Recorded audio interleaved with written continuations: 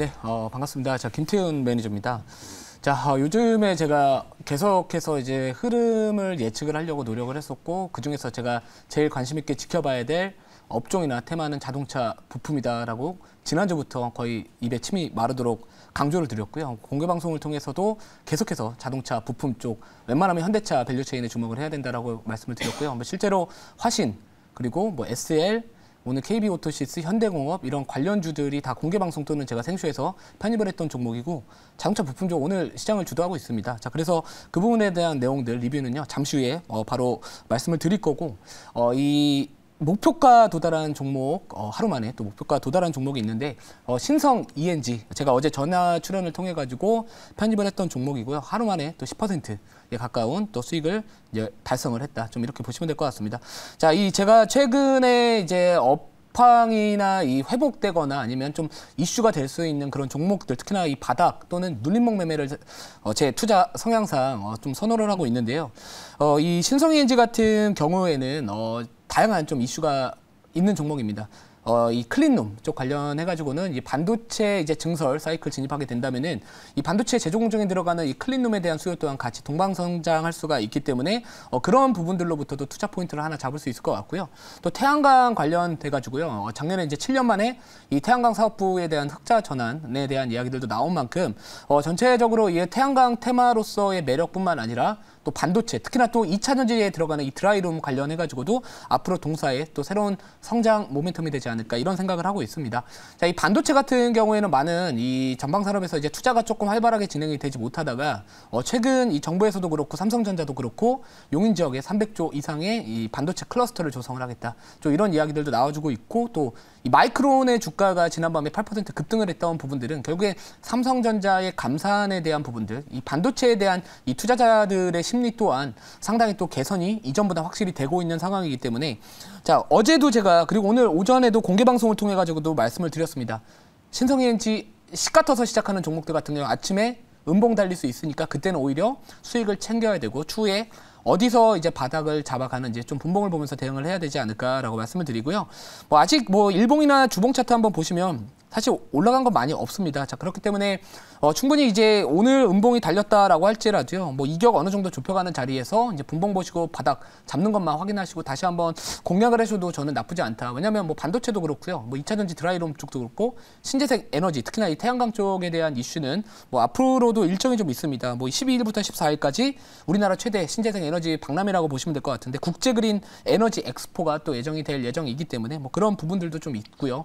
최근 하나큐셀 관련해가지고 미국의 해리스 부통령이 방문을 해가지고 역대급 태양광 투자를 하겠다 이런 이야기들도 나와주고 있는 만큼 여러 가지 좀 이슈가 있는 종목이다. 그래서 이격만 좁혀가서 어디서 바닥 잡는지만 확인하시면 다시 한번 공략을 해도 관심을 가져볼 만한 종목이지 않을까 이렇게 말씀을 드리고요.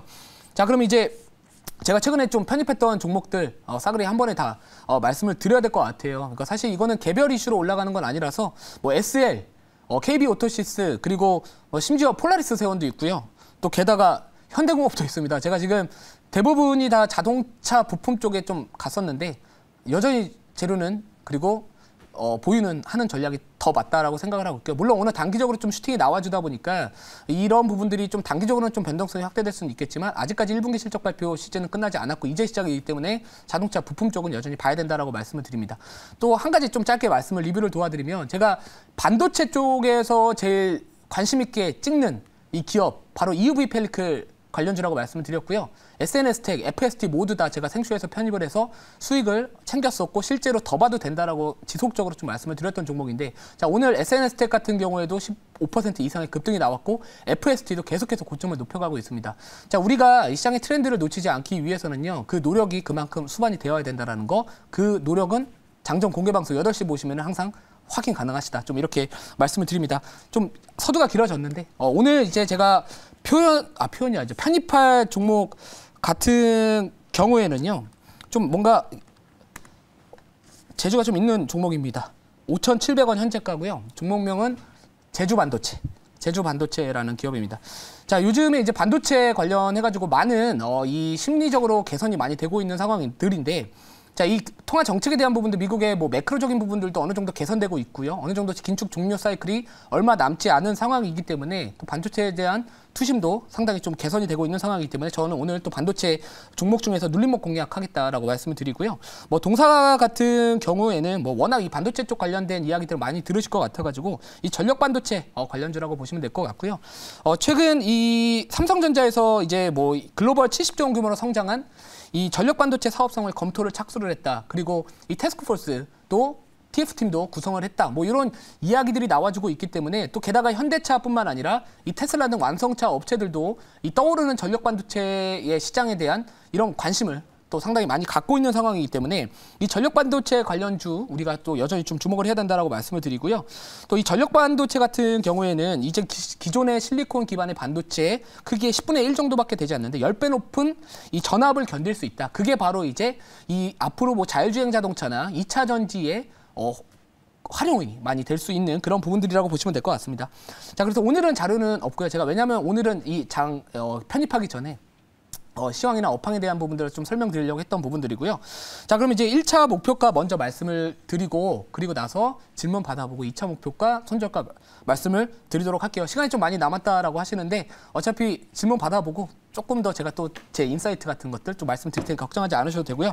자, 1차 목표가는 6,350원이고요. 질문 받아보고 그리고 또 추가적인 제 견해 말씀을 드리도록 하겠습니다.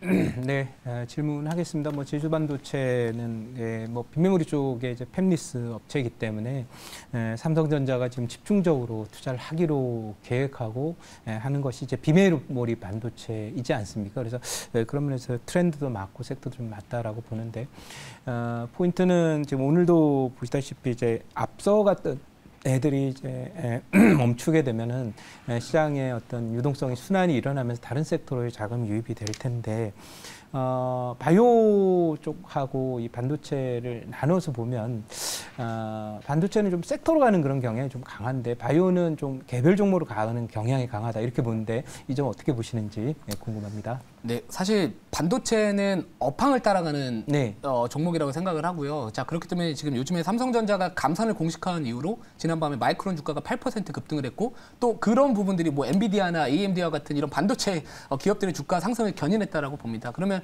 결국에 지금 이전에 어떤 사례가 있었냐면은 이 기준금리 인상 시기에서는 외국인들이 삼성전자와 SK 하이닉스와 같은 이 반도체 기업들을 팝니다.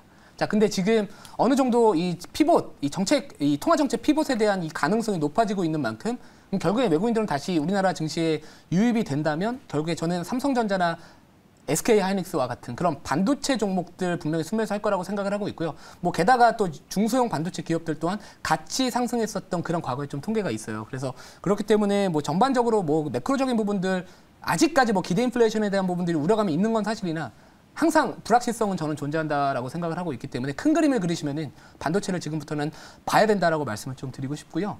또 게다가 제가 요즘에 이제 장전의 공개 방송을 통해서 이제 업황이나 뭐 전반적인 시장 상황에 대해서 말씀을 드리는데 이 선진국보다 신흥 국가에 대한 성장률 자체가 올해부터 조금 더 격차가 벌어질 것이다. 자, 그러면 우리나라 증시도 여전히 이머징 마켓에 포함이 되고 있는 증시이기 때문에 이 글로벌 유동성에 대한 부분들 선진국보다는 우리나라 증시에 좀 오지 않을까. 그렇게 되면 대표적으로 외국인들이 선호할 수 있는 이 반도체 쪽에 대한 수급이 전반적 같이 좀 펼쳐지면서 올라갈 수 있지 않을까라고 생각을 하고요.